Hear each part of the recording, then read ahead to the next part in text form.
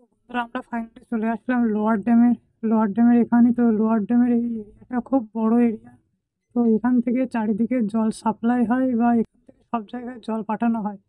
আর এই যে লোয়ার ড্যামের যে রাস্তাটা আছে, এই রাস্তাটা পুরো 300 মিটার পর্যন্ত এই রাস্তাটা। তো খুব সুন্দর জল। লোয়ার ড্যামটা খুব সুন্দর, লোয়ার ড্যামটা মানে কি বলবো। আর এতটা রৌদ্র পড়ছে, এখানে ভিডিও করতে আমার ভীষণ অসুবিধা হচ্ছে, তাই মাথায় গামছা দিয়ে ভিডিও করতে হচ্ছে। কারণ এত রৌদ্রে ক্যামেরার দিকে তাকাতে পারছি না, ওই জন্য চশমা পরে আছি। আর এই লোয়ার ড্যামের জলটা এতটা পরিষ্কার, এতটা স্বচ্ছ যে কি বলবো, জল দেখলেই খেতে ইচ্ছা হবে।